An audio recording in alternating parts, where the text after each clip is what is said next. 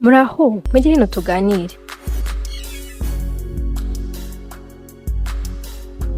Tegereza Manchester United yongeye kugaragara ku isoko ry'igura n'igurisha ry'abakinnyi Old Trafford. Izina rikomeye, abafana bafite expectation nyinshi, amafaranga menshi yo gukoresha, ariko kuri iyi nshuro hari ikintu gisa naho gitandukanye. Manchester United ntabwo isa n'ikipe iri gushaka kugura umukinnyi uzwi cyane gusa, ahubwo isa n'ikipe iri kugerageza kubaka bushya. Kandi ikibazo gikomeye si ukumenya abakinnyi United yaguze, ikibazo ni ukumenya ese Manchester United yarangije kuva mu muco wo kugura amazina ahenze igatangira kugura value. Kuko mu myaka ishize United yari ku isoko ifite amafaranga menshi, igakora transfers zihenze, ariko nyuma yaho abakinnyi bamwe ntibatanga umusaruro wari witezwe. Imishahara ikomeza kuzamuka, swadi ikomeza kuba nini, kandi bamwe mu bakinnyi bakomeza kugwa ku masezerano nubwo batari bakiri muri gahunda y'umutoza. Ubu ibintu bisa nkaho bitangiye guhinduka. Ngendi Jace Gakumba.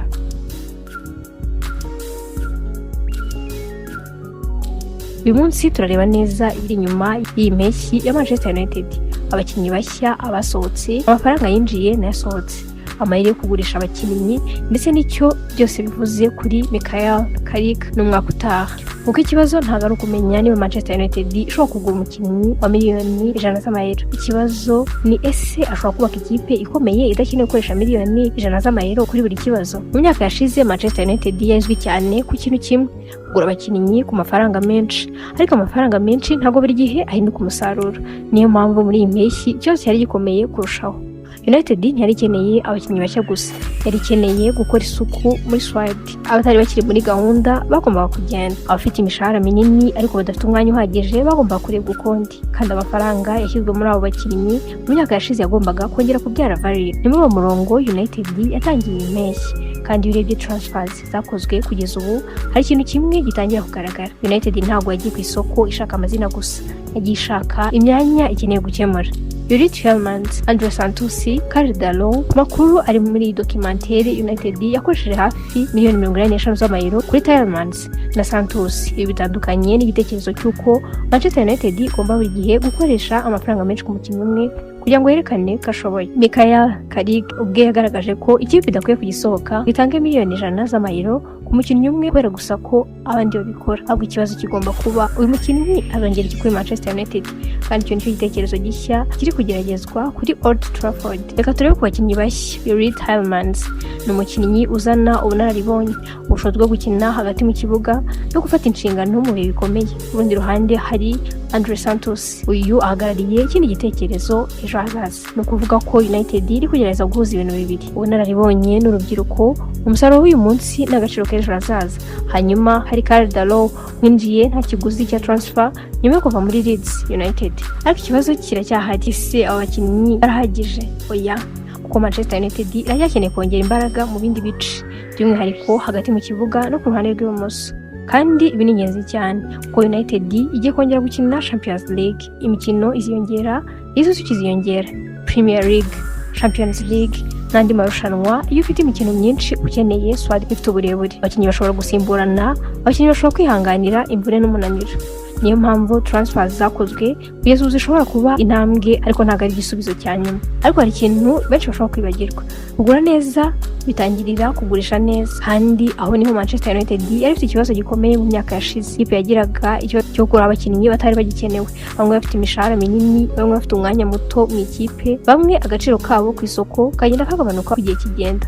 Ubu ibintu bisa naho biri guhinduka. Rasmus yagiye muri Napoli ku mafaranga hafi ya 38 z'amayero. Jadon Sancho, Casemiro na Tyler Marakia nabo bari mu bakinnyi basohotse. Ntabwo buri kugurishwa kwakoze na United bivuze ko yabonye inyungu nini, ariko icyo tugomba kureba ni n'ikindi. United iri kugabanya umutwaro wa squad. Iyo umukinnyi afite umwanya muri gahunda y'imyitozo, kumugumana kubera gusa kwegeze kugurwa amafaranga menshi bishobora kuba igihombo.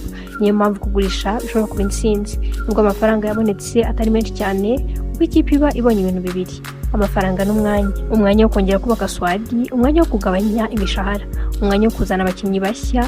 Kandi ahari ibi nibyo Manchester United yakeneye kurusha kugura undi mukinnyi uzwi cyane.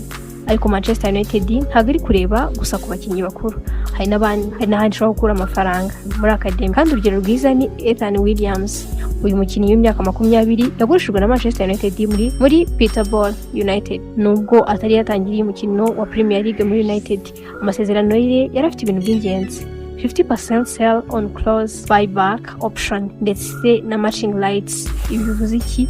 Bisobanuye ko nubwo umukinnyi yavuye muri Manchester United itafunze burundu urugi ku gaciro ke kazazamuka mu gihe kizaza, kandi aha niho academy iba ikintu gikomeye cyane. Iyo ukuriye umukinnyi muri academy nta mafaranga menshi yo kumugura uba waramutanzeho. Yakiri muto agurishijwe ku giciro cyiza, amafaranga ashobora kuba ingenzi cyane ku miterere y'imari ye. Niyo mpamvu INEOS ishaka kongera agaciro ka academy. Manchester United nishaka kuba ikipe igura gusa, ishaka kuba ikipe ishobora kurema, guteza imbere no kugurisha, kandi ibyo bikozwe neza academy ishobora kuba isoko ry'agaciro mu gihe kirekire.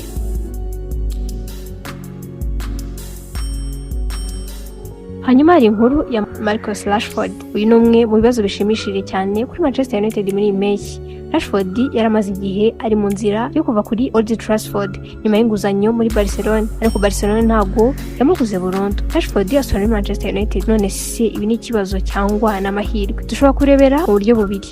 Ku ruhande rumwe United ishobora kuba itarabonye amafaranga yifuza ku mukinnyi wayo, ariko ku rundi ruhande Carrick ashobora kureba Rashford nk'umukinnyi mushya ikipe ibonye nta mafaranga mashya yo kumugura, kandi imibare ye yo muri Barcelona ituma iki kibazo gishobora gushimisha.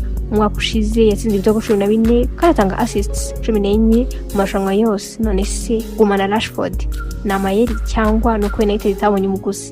Iki ni kibazo gikomeye, kuko niba Rashford agarutse afite imbaraga akagira umusaruro akagira ibitego, United yabonye umukino usanzwe azi Premier League, umukinnyi uzi club, umukinnyi ufite ubunararibonye, kandi byose nta mafaranga mashya yo kumugura. Ariko hari ikindi kibazo: umushahara we. Niba ataragarutse ku rwego rwo hejuru, uwo mushahara ushobora kongera kumutwara kuri gahunda nshya ya United.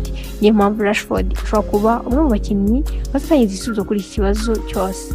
Ese Manchester United iri guhinduka koko? Ariko Manchester United ntabwo iri ku isoko ryonyine.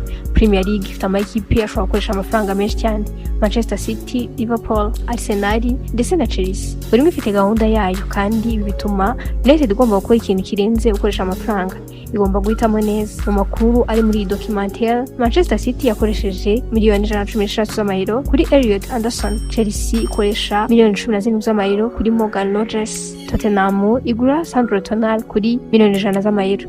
Arsenal igura Bruno Guimaraes kuri miliyoni 75 z'amayero, ndetse Manchester United hafi ya miliyoni 85 z'amayero ku bakinnyi babiri, Andre Santos na Retirement. None se United iri gutsinda abandi? Ntabwo twavuga ko ari byo, ko amafaranga yakoreshejwe si yonyine apima intsinzi ku isoko. Ikibazo ni icyo amafaranga akemuye. Umukinnyi wa miliyoni 100 z'amayero ashobora gutsinda, umukinnyi wa miliyoni 50 z'amayero nawe ashobora gutsinda, cyangwa byombi bikaba ibihombo.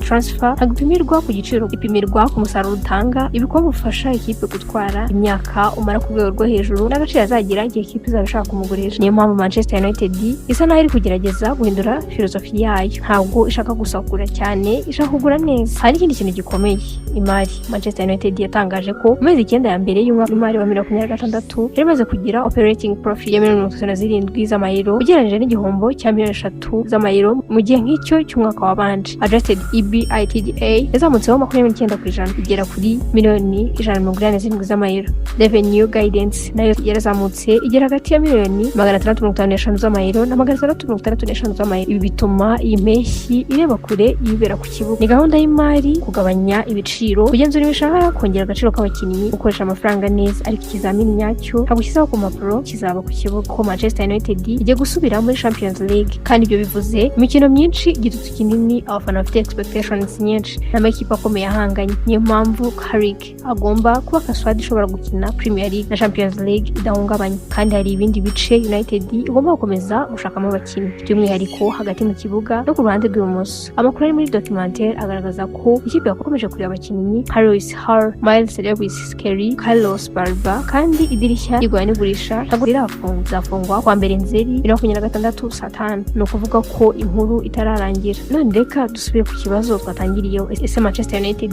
yavuye ku ikosa gusa ari igisubizo ni biracyari kare kuko kugura abakinnyi neza ku isoko ntabwo bihagije, kugurisha neza ntabwo bihagije, kugabanya imishahara ntabwo bihagije, no kugira imibare myiza y'imari ntabwo bihagije. Manchester United igomba guhindura umusaruro ku kibuga. Yuri Tielemans agomba gutanga umusaruro, Andre Santos agomba kwerekana ari igishoro cy'ejo hazaza, Rashford agomba kwerekana niba ashobora kongera kuba umukinnyi ukomeye kuri Old Trafford. Academy igomba gukomeza kubyara abakinnyi bafite agaciro, abakinnyi bashobora gutanga umwanya n'agaciro, kandi Carrick agomba kwerekana ko ashobora kuyobora iyi gahunda, kuko ikibazo nyacyo ntabwo ari Manchester United yakoresheje amafaranga angahe, ahubwo ni Manchester United yakoresheje neza amafaranga yayo. Iyo Tielemans na Santos batanga umusaruro, iyo Rashford agarutse ku rwego rwo hejuru, iyo Academy ikomeje kubyara value, United igabanya imishahara idatanga umusaruro ikagura abakinnyi bafite value, icyo gihe iyi mpeshyi ishobora kuzibukwa nk'igihe Manchester United yatangiye kuva mu muco wo kugura izina ikajya mu muco wo kubaka agaciro. Ariko kugeza ubu inkuru ntabwo irarangira, isoko riracyafunguye, Champions League irategereje, Premier League irategereje, kandi ikizamini nyacyo kiri hafi gutangira. Kuko ku isoko ushobora gutsinda negotiations, ushobora kugura umukinnyi ku giciro cyiza, ushobora kugurisha umukinnyi ku mafaranga meza,